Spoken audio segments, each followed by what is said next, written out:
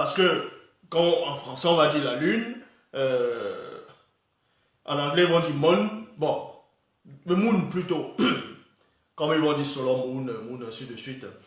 Bon, dans la langue originelle qui est le douala ancien, il faut d'abord savoir ce qui veut dire la lune. La lune c'est quoi? Parce que dans la langue douala, qui est la langue originelle, comme je le dis constamment et toujours, cette langue elle est tellement riche, elle est tellement, c'est par cette langue que la révélation est arrivée, c'est par cette langue que l'écriture, que les entités se sont adressées aux visibles, à ceux du visible, aux ancêtres. Donc dans cette langue-là, il y a une révélation cachée entre le spirituel, le visible et l'astral. Donc la lune veut dire quoi? La lune dans la langue douala veut dire maudit. Maudit. Maudit. Et maintenant, ça, quand on dit maudit, maudit maintenant va prendre deux sens. Maudit pour aussi désigner le mois. Vous voyez, le mois. On dit aussi maudit. Est-ce que vous comprenez? C'est là où vous voyez que la lune contrôle le temps. La lune, c'est une horloge cosmique. Elle règle les temps. Elle règle les déplacements dans le passé, dans le présent, dans le futur. C'est très important. La lune, elle est témoin de beaucoup de choses avec le soleil. Vous voyez que la lune peut arrêter le temps. Puisque la lune, c'est le temps en même temps. C'est ce qu'on appelle Modi. Modi qui est le mois. Et à l'époque, comment on comptait, les époques? On comptait les époques par rapport au mois. On peut avoir peut-être dit, j'étais au bord du grand fleuve, c'était le 9e mois. Vous voyez, quand on dit 9e mois ou 6e mois, on sait en quelle époque on se trouve, en quel temps. Et maintenant, pour laisser les dates, parce que les hommes à cette époque, pour laisser les dates, ils vont dire peut-être en 1960, il y a eu l'indépendance de tel pays. Vous voyez? Or, dans l'époque des ancêtres, ils vont peut-être dire la 6e lune, le jour où tel homme a fait ceci. Donc, dans l'histoire, on saura qu'il y avait tel patriarche ou bien tel apôtre, telle personne qui avait marqué son temps. Donc, la lune c'est le temps en même temps. Ça marque le temps. Ça marque les époques, les circonstances. C'est pour cela que même dans les Bibles classiques, il est dit, quand vous êtes en colère, n'allez pas dormir. Vous voyez? Ça, on va expliquer cela. Donc, quand vous êtes en colère, avant que le soleil ne soit se manifester et la lune, il ne faut pas aller dormir comme ça. Parce que ce sont les deux témoins qui enregistrent tout ce que vous faites. Oui, la lune, non seulement c'est une horloge cosmique, et en même temps, c'est une sorte de boîte noire qu'on voit souvent dans les... comment on appelle ça? Dans les avions. À un moment donné dans l'histoire, les hommes, certaines personnes ont entendu cela, ont su cela. Ils ont commencé à se vouer au culte des astres. Vous voyez, des astres. La lune, c'est un astre. Le soleil, c'est un astre. Les étoiles, ce sont des astres. La terre même, où vous êtes, c'est un astre. Psaume plutôt, chapitre 89, versets 34 à 35, toujours dans la Bible, il est dit, sa postérité subsistera jusqu'au temps connu.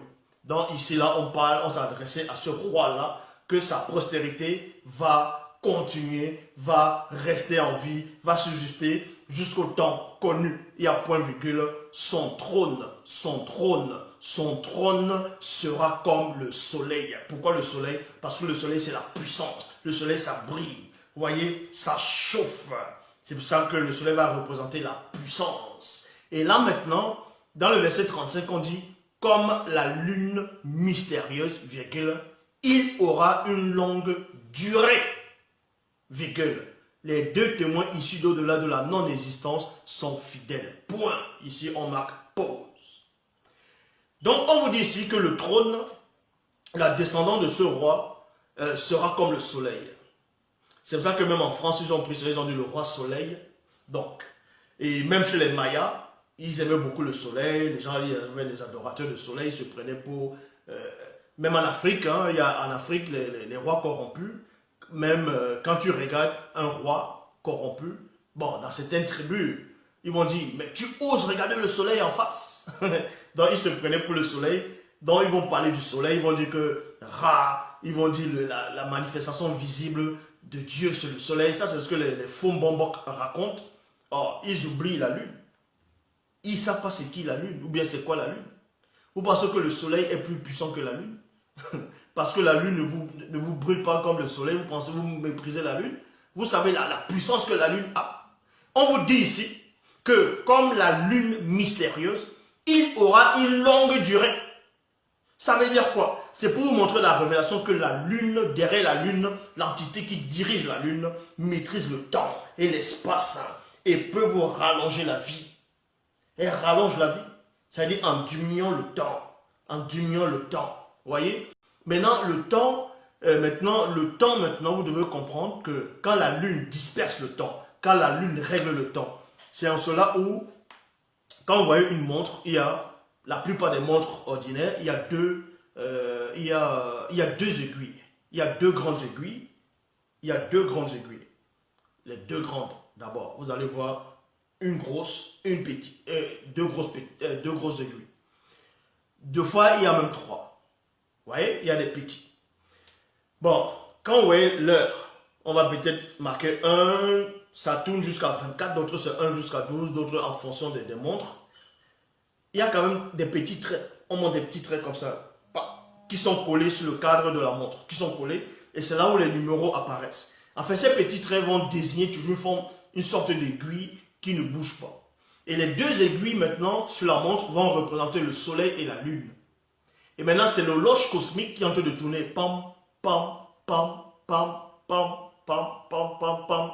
Et la lune est là pour marquer l'heure.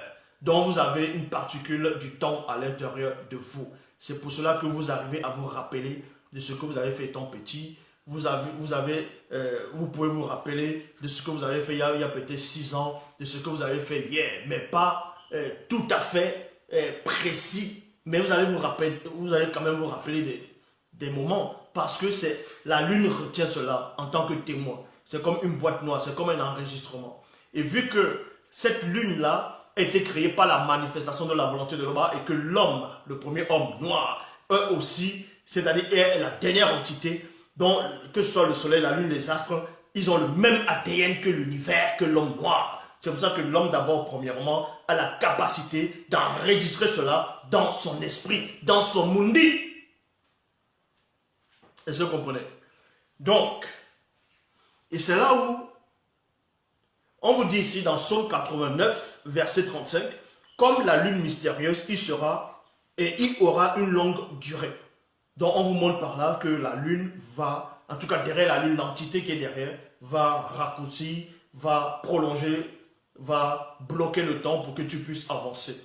Dans Psaume 104, verset 19, on vous dit, il a fait la lune mystérieuse pour marquer et régler les temps. Il y a virgule.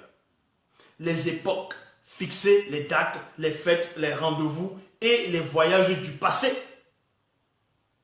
Et dans les temps futurs du visible, point virgule, le soleil sait quand il doit manifester ses rayons dans certains territoires.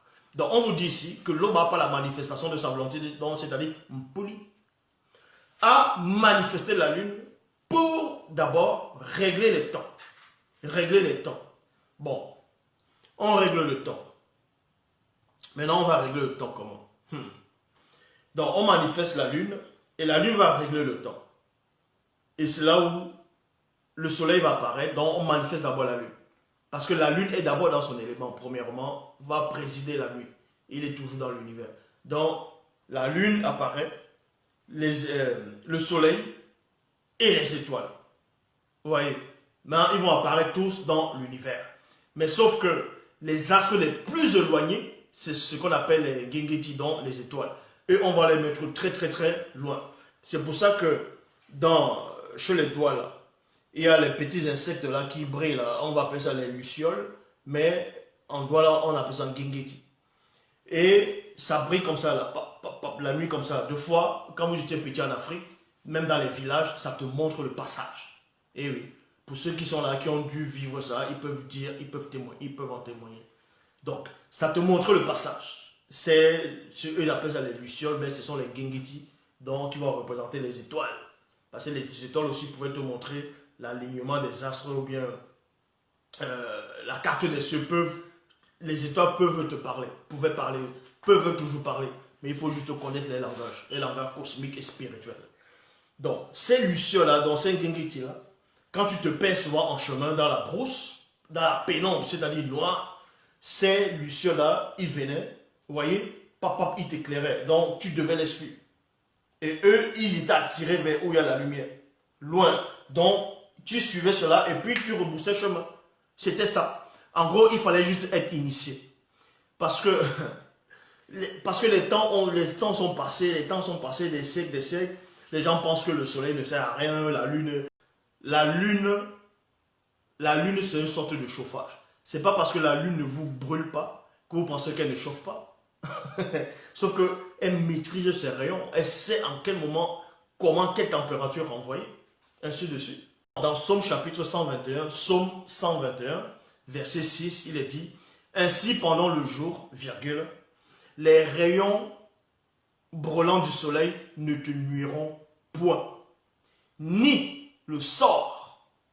Bon, je répète, dans Psaume 121, verset 6, dans la Bible, il est dit: ainsi pendant le jour, virgule, les rayons brûlants du soleil ne te nuiront point, il y a virgule, ni les sorts